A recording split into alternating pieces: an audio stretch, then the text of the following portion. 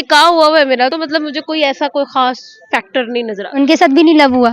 वो ऑब्वियसली अब जो हस्बैंड है उनके साथ तो है ना, बट मतलब other than that I don't believe in this shit.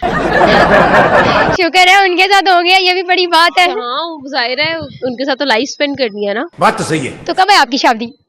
That's a good question. सोच रही हूँ करूँ कि ना करूँ। नवंबर टू दिसंबर के दरमियान। हाँ, मतलब सून है, ठीक है, बहुत अच्छी बात है। हस्बैंड के साथ आगे कहाँ कहाँ क्या करना है लाइफ में, या फिर जस्ट ये बोरिंग लाइफ गुजारनी है? हस्बैंड के साथ गुजारा ही करना है लाइफ में। लोग कहते हैं ना कि मतलब ऐश जो होती है वो सिर्फ माँ बाप के घर में और माँ बाप के पैसों से होती है, उसके बाद गुजारा ही होता है, तो बस गुजारा करना है जिंदगी में। तो हाँ, ये है 3-4 मुल्क घूम लेंगे मरने से पहले, बस जिंदगी सफल हो जाएगी। ये लग रहा होगा ना बहुत ही आवाज़ार लड़की मिली है हमें, है ना? सच्ची मुझे लग रहा है बहुत ही जिंदगी से आवाज़ार है। आपसे बात करके बहुत अच्छा लगा, thank you so much. Thank you.